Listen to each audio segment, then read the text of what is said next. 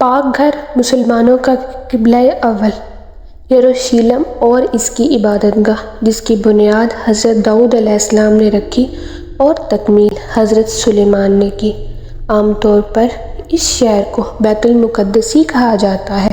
یہ ان شہروں میں سے ہے جسے نوح انسانی عزت و احترام کی نگاہ سے دیکھتی ہے، جس کا ذرہ ذرہ مقدس ہے۔ اکثر انبیاء اسی شہر میں مبعوث ہوئے۔ یہ شہر مسلمانوں، عیسائیوں اور یہودیوں کے لیے یکساں متبرک ہے۔ حضرت ہجرت کے بعد صحابہ اکرام کو لے کر 70 ماہ تک اسی طرف رخ کر کے نماز پڑھتے رہے۔ جب آپ صلی اللہ علیہ وآلہ وسلم معراج کے لیے گئے تو یہی مقام آپ صلی اللہ علیہ وآلہ وسلم کی پہلی منزل بنا۔ اسی مقام پر حضور صلی اللہ علیہ وآلہ وسلم نے سابق انبیاء کی امامت کرائی۔ یہاں حضرت داؤد علیہ السلام، حضرت سلیمان اور کئی دوسرے انبیاء کے مبارک ہیں۔ حضرت داؤد نے شہر مقدس پر 33 سال حکومت کی۔ ان تمام عرصہ میں اسرائیلی فوجیوں کو سکون بہت کم ملا۔ البتہ ان جنگوں کا نتیجہ بنی اسرائیل کے حق میں اس لیے بہت زیادہ مفید رہا کہ بنی اسرائیل جو قبائلی عصابت کا شکار تھے، مختلف قبیلوں میں بنے ہوئے تھے، ایک قوم بن گئے۔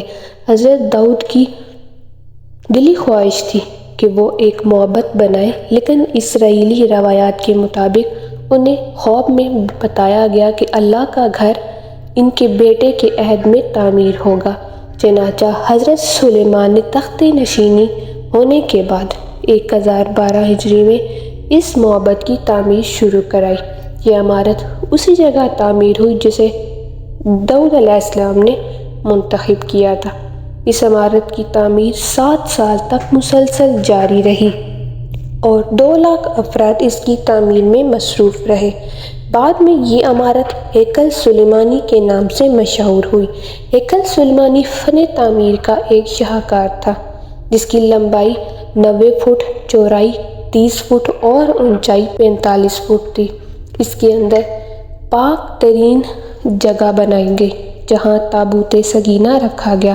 حضرت سلیمان کی وفات کے بعد بنی اسرائیل کی ریاست 2 حصوں میں بٹ گئی۔ اس کے ساتھ ہی بنی اسرائیل کی فواہش، ہمہ عیاشی میں مبتلا ہو گئی۔ انہوں نے ایک اللہ کو چھوڑ کر بتوں کی پوجا کرنی شروع کر دی۔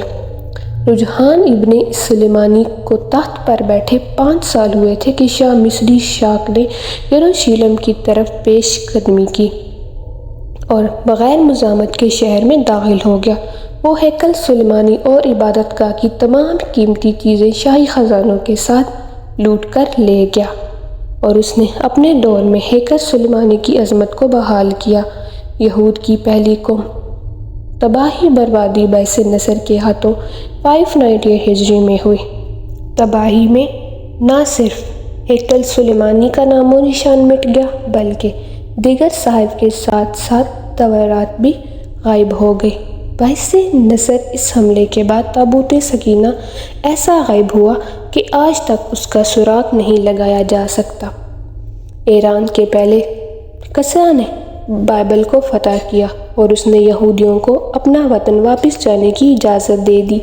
چنانچہ جب یہودی یروشلم واپس آئے تو انہوں نے یشوع بن صدیق اور زربابل بن سالتی ایسل کی قیادت میں ہیکل سلیمانی کی تعمیر دوبارہ شروع کی۔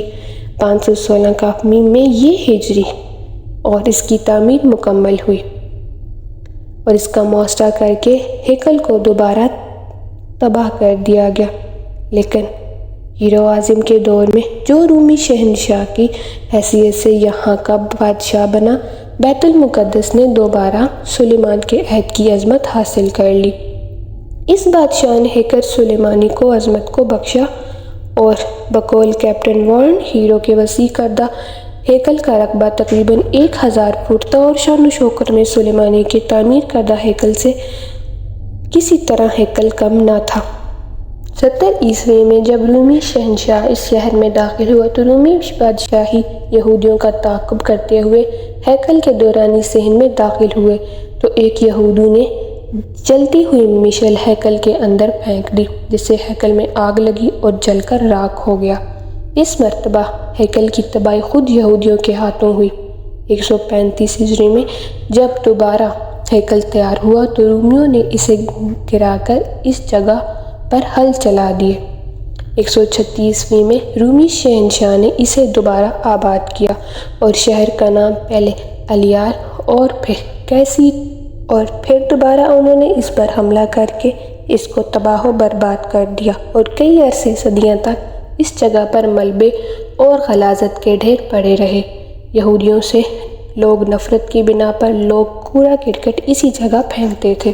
چنانچہ حضرت عمر کے زمانے میں جب مسلمانوں نے بیت المقدس فتح کیا تو اس وقت یہاں یہودیوں کا کوئی محبت نہ تھا بلکہ کھنڈر پڑے ہوئے تھے۔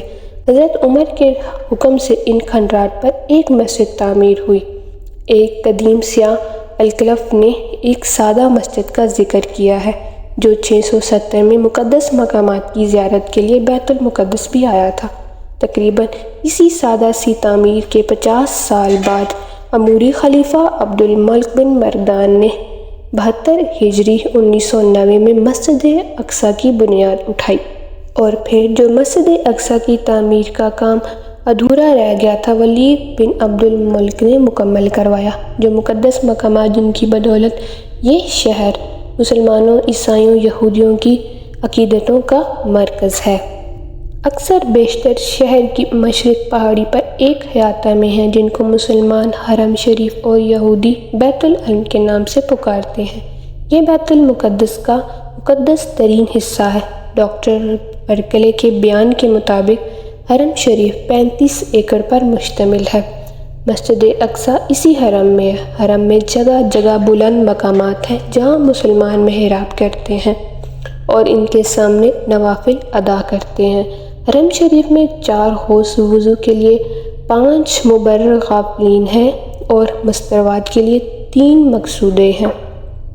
اندرونی بیرونی دروازوں کی تعداد 50 ہے۔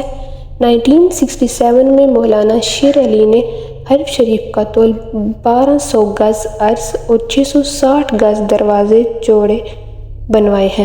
احاطہ حرم کے اندر جو زیارتیں ہیں ان میں مسجد اقصیٰ کے علاوہ بھی بہت سی عمارات ہیں۔